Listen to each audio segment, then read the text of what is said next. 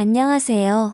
저는 올해 54세 남자이며 오래 다니던 직장을 그만두고 한적한 시골 마을에서 이장으로 살아가고 있습니다. 한적한 시골이긴 하지만 워낙에 대도시랑 거리가 가까워서 살아가는데 전혀 불편함은 없습니다. 저는 대도시에서 15년 정도 직장 생활을 했습니다. 사랑하는 여자를 만나서 결혼도 했지만 그녀는 올해 남투병으로 세상을 떠나갔죠. 제 아내는 위암이었습니다. 위에 커다란 암덩어리가 있다는 말을 들었을 때 세상이 무너지는 것만 같았고 그런 그녀를 어떻게든 살려보겠다고 노력했지만 결국에는 세상을 떠나갔습니다. 그 일을 계기로 상심이 너무 커서 도시 생활을 접고 시골로 거처를 옮기고 더 이상 아둥바둥 살아가는 게 아니라 적당히 살다가 저도 제 아내를 따라 하늘나라로 가려는 마음을 가지고 있었습니다. 제 인생의 전부였던 그녀를 잃으니까 저도 삶의 의욕이 많이 없어지더라고요.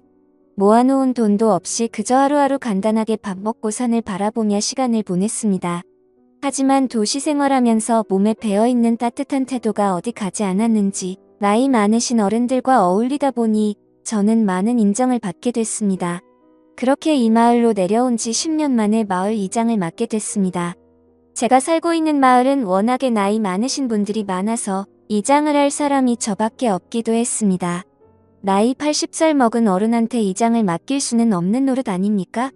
그렇게 평화롭게 마을 생활을 이어나가고 있었는데 어느 날 젊은 부부가 저를 찾아왔어요. 젊은 부부의 나이는 아직 30대가 되지 않았었죠.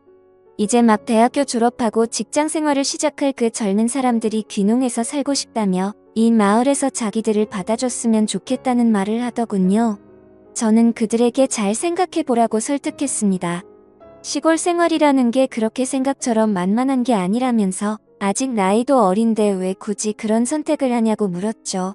그러자 그들은 1년 전 마을 뒷산에 있는 계곡에 여름 휴가를 왔다가 인연이 된 커플인데 여기가 너무 좋기도 하고 농사를 꼭 지어보고 싶다는 포부를 밝히더라고요. 심지어 그 남자는 농업과 관련된 대학교를 나와서 이미 농사를 지을 줄 안다고 얘기하더라고요. 그래서 알겠다고 들어와서 살아보라고 이야기를 했습니다. 제가 그들을 받아준 이유는 농사로서의 성공에 대한 포부가 마음에 들었던 것은 아니고 같이 온 젊은 세대기 너무 예쁘고 참했기 때문에 받아준 것입니다. 마치 제 아내를 처음 만났을 때 반했던 것처럼 그 세댁한테 반해버리겠더라고요. 하얗고 작은 얼굴에다가 새하얀 치아를 보이며 웃을 때면 아주 작고 귀여운 천사처럼 보였습니다. 그냥 젊고 싱싱한 그 상큼한 모습을 보이며 바람에 날리는 머리카락이 귀여워 보이더라고요. 게다가 키는 크고 날씬했기 때문에 그녀를 보면서 첫눈에 마음이 설레어 버리더군요. 훌륭한 여자였습니다. 그렇다고 곧 결혼한 여자를 어떻게 해보겠다. 뭐 그런 마음이 있었던 게 아니고 쭈글쭈글한 노인네들과 어울리기만 했던 저로서는 너무나 신선하고 상큼한 딸기 같은 사람이라는 느낌이 들었습니다. 동네 어르신들 동의도 제가 수월하게 받아냈고 정착금 등 지원도 모두 해결해줬습니다.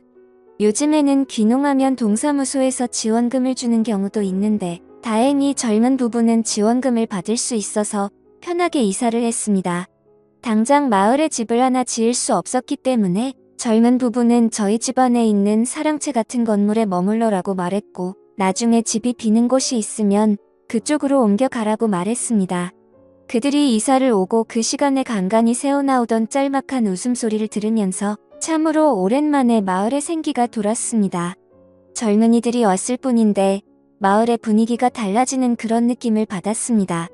그날부터 저에게는 신세계가 기다리고 있었습니다.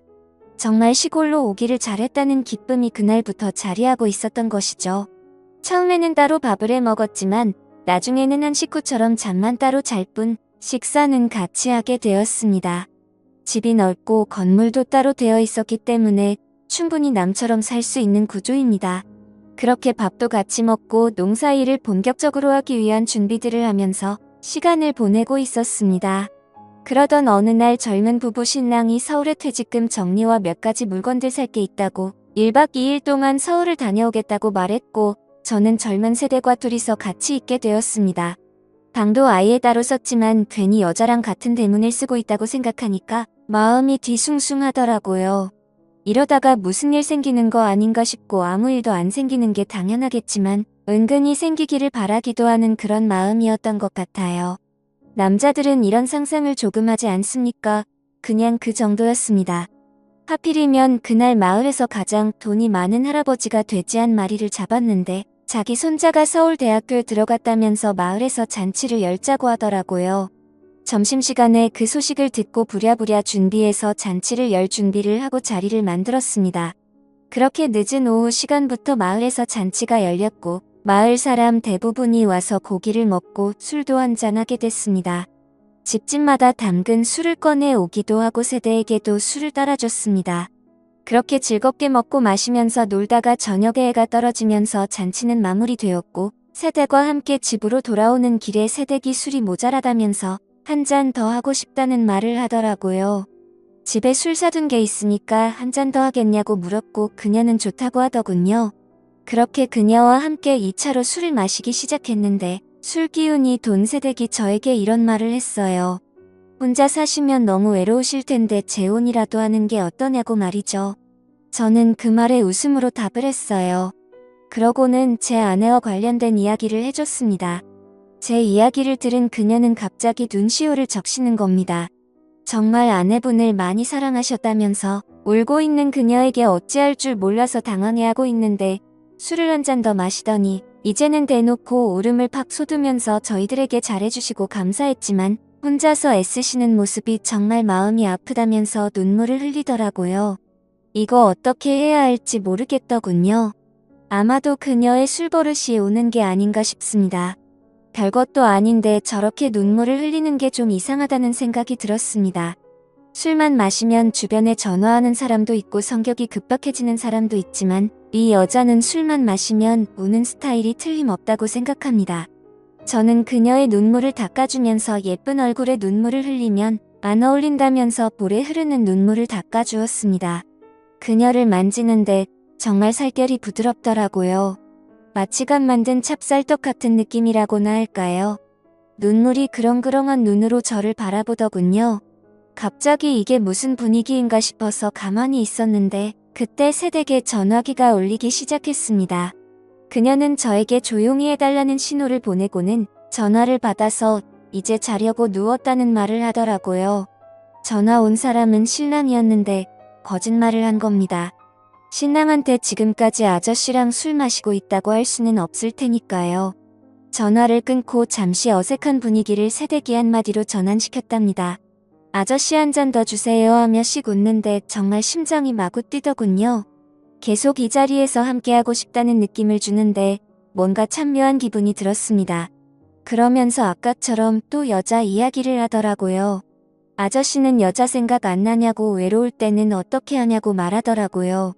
저는 그냥 별 생각 없이 지내고 있다고 대답했지만 그녀는 갑자기 아저씨가 참 좋다면서 또 해맑게 웃기만 하더라고요.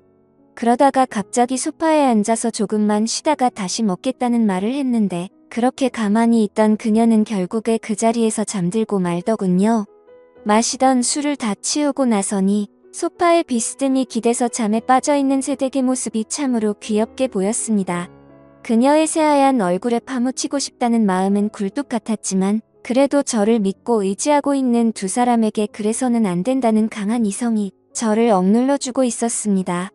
그러다 저도 소파에서 잠시 잠들었는데 말소리가 들려서 잠시 일어나 보니 새댁이 옆에서 전화를 하고 있더라고요. 저는 계속 자는 척을 했습니다. 같이 누워있는 이 모습이 뭔가 묘한 느낌이 들었고 갑자기 일어나서 자리를 옮기기도 망설여지더라고요. 그녀는 전화를 끊고 어느 순간부터 제게 다가오더라고요. 저는 그런 그녀의 손을 잡았습니다. 그때부터 저희 사이에는 정적이 흐르기 시작했고 누가 먼저랄 것도 없이 사고를 치고야 말았습니다. 그녀는 저에게 정말 아저씨가 맞냐고 왜 이렇게 건강하냐는 말을 하더라고요. 그래서 저는 새댁이 너무 예뻐서 이렇게 된 거라고 말했죠. 그렇게 같이 시간을 보내고 있는데 문득 그런 생각이 들더라고요. 새댁의 신랑이 오면 앞으로는 이런 순간이 앞으로 없을 거라고 생각하니까 갑자기 또 시무룩해지더군요.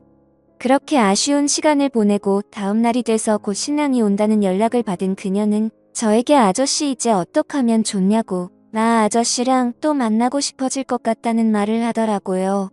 그렇게 그 일이 일어난 이후로 남편이 서울에 볼 일이 있다며 올라갈 때가 있었는데 그럴 때마다 저와 그녀는 연인처럼 함께 시간을 보냈습니다. 그리고 그로부터 1년 후 신랑이 집안에 문제가 생겨서 서울로 올라가야 한다는 말을 했고 저는 그 부부에게 작별 인사를 할 수밖에 없었네요. 아주 가끔씩 서로 안부를 묻는다고 전화를 하다가 결국 너무 보고 싶은 마음에 그녀를 찾으러 서울로 가기도 했습니다. 그녀는 서대문구 연희동에 살고 있었는데 우리는 동교동에 있는 작은 카페에서 만났습니다. 우리는 주어진 짧은 시간 동안 너무도 아쉬운 마음이 들더라고요. 그렇게 대화를 하던 중 그녀가 말했습니다. 그냥 남편이랑 확 이혼해버리고 아저씨랑 사는 거 어떻냐는 그녀의 말에 저는 아무 말도 할 수가 없었습니다. 아무리 이 여자와 이렇게 불장난을 하고 있어도 제 마음속에는 오직 하늘나라에 있는 제 와이프밖에 없기 때문입니다. 그녀는 아무 말도 없는 저를 보며 알겠다고 말도 안 되는 소리라는 거 안다고 이제 가보겠다며 가버렸습니다. 차를 타고 가는 그녀의 뒷모습을 봤습니다. 그녀는 결국 한 번도 돌아보지 않더군요. 그리고 지금까지 6개월이 지났는데도 조용한 시간을 보내고 있습니다. 저는 차마 그녀에게 먼저 연락을 못하고 이렇게 있네요. 그녀한테는 아무 소식이 없었습니다. 어느 날 갑자기 대문을 열고 환하게 웃으며 달려올 것만 같은데 그녀가 너무 그립습니다. 그녀도 분명히 저를 그리워하고 있다는 걸 알고 있습니다. 그녀에게 한번 전화해봐도 괜찮을까요?